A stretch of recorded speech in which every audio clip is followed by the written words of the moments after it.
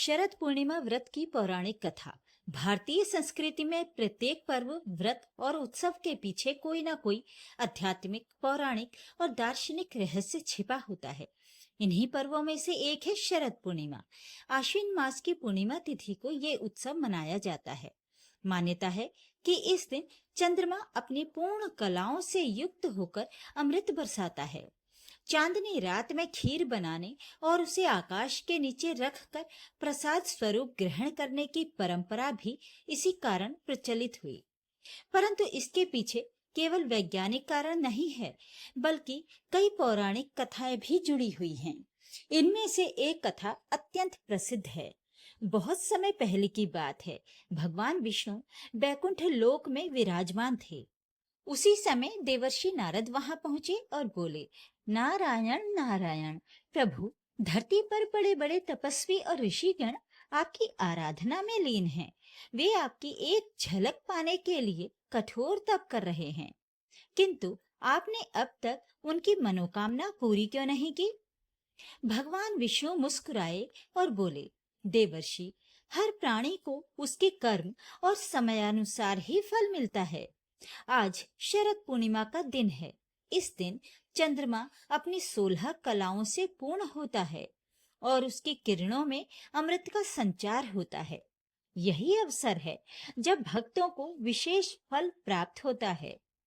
पुराणों में उल्लेख आता है कि समुद्र मंथन के समय 14 रत्न निकले थे।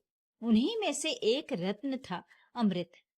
देवताओं और असुरों के बीच जब अमृत कलश के लिए युद्ध हुआ, तब भगवान विष्णु ने मोहिनी का रूप धारण कर अमृत वितरित किया, किंतु एक बूंद अमृत चंद्रमा में भी समा गई।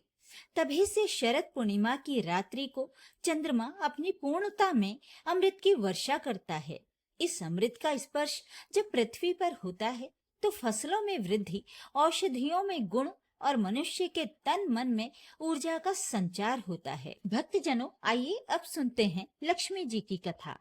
एक अन्य कथा के अनुसार शरद पूर्णिमा का पर्व महालक्ष्मी व्रत से भी जुड़ा हुआ है। एक बार लक्ष्मी जी ने विष्णु भगवान से कहा, स्वामी, मैं चाहती हूँ कि इस दिन जो भी भक्त मेरा व्रत करे उसे धन, समृद्धि और सुख शांति प्राप्त हो।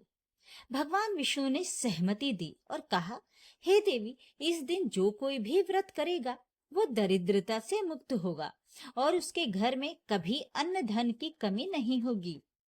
तब से इस दिन को कोजागरी पूर्णिमा भी कहा जाने लगा, जिसका अर्थ है कौन जाग रहा है। मान्यता है कि शरद पूर्णिमा की रात लक्ष्मी जी धरती पर विचरण करती हैं और देखती हैं कि कौन जाग कर उनकी आराधना कर रहा है। जो भी जागरण कर रहा होता है, माँ लक्ष्मी उसे वरदान देती हैं। भागवत महापुराण में वर्णन मिलता है कि शरद पूर्णिमा की रात भगवान श्री कृष्ण ने वृंदावन की गोपियों के साथ महारास किया था। श्री कृष्ण की वंशी की तान सुनकर सभी गोपियां अपने अपने घरों से निकल पड़ीं। शरद की वो पूर्णिमा की रात चांदनी से जगमगा रही थी। श्री कृष्ण ने प्रत्येक गोपी के साथ एक एक रूप धारण कर रास रचाया। उस अद्भुत रास लीला में समय ठहर सा गया। चंद्रमा की अमृतमयी किरणें उस लीला में स्नान कर रही थीं। ये रास लीला केवल भौतिक नहीं थी, बल्कि आत्मा और परमात्मा के मिलन का प्रतीक थी। इसमें भक्ति की पराकाष्ठा, समर्पण की परिभाषा और प्रेम का सर्वोच्च रूप प्रकट होता है। इसीलिए शरद पूर्णिमा की रात को आज भी रास उत्सव के रूप में मनाया जाता है। श्रोताओं, शरद पूर्णिमा की एक प्राचीन कथा और भी प्रचलित है, जो इस प्रकार है। किसी नगर में एक निर्धन ब्राह्मण रहता था। उसकी पत्नी अत्यंत धर्मनिष्ठ और पतिव्रता थी, किंतु दरिद्रता इतनी थी कि घर में भोजन तक का अभाव था। एक दिन ब्राह्मणी ने किसी साधु से शरद पूर्णिमा व्रत का महत्व सुना। उसने निश्चय किया कि वो ये व्रत करेगी। उसने नियम पूर्वक उपवास किया, रात्रि में जागरण किया और चंद्रमा को अर्घ्य अर्पित किया। उसकी भक्ति और श्रद्धा देखकर लक्ष्मी जी प्रसन्न हुईं और प्रकट होकर बोली, पुत्री, आज से तुम्हारे घर में कभी धन धान्य की कमी नहीं होगी। वास्तव में ऐसा ही हुआ। धीरे धीरे ब्राह्मण का परिवार संपन्न हो गया। तब से ये परंपरा चल पड़ी कि इस दिन उपवास और जागरण करने से दरिद्रता दूर होती है। जहाँ पौराणिक कथाएं हमें आस्था का आधार देती हैं, वहीं वैज्ञानिक दृष्टिकोण से भी इस दिन का विशेष महत्व है। शरद ऋतु के इस समय चंद्रमा की किरणों में विशेष प्रकार की औषधीय शक्ति होती है। रात को खीर को खुले आकाश में रखने से उसमें ये शक्ति समा जाती है, जिसे खाने से पाचन शक्ति और रोग प्रतिरोधक क्षमता बढ़ती है। ये ऋतु परिवर्तन का समय होता है और इस प्रकार का भोजन शरीर को संतुलित रखता है।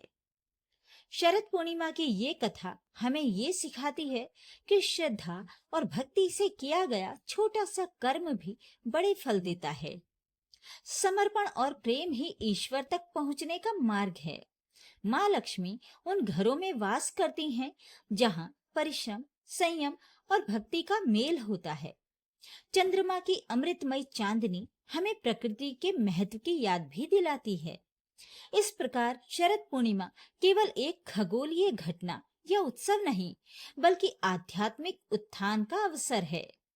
चाहे हम इसे श्री कृष्ण की रास लीला के रूप में देखें, लक्ष्मी जी के आगमन के रूप में या चंद्रमा की अमृत वर्षा के रूप में, हर दृष्टि से ये रात अद्भुत है।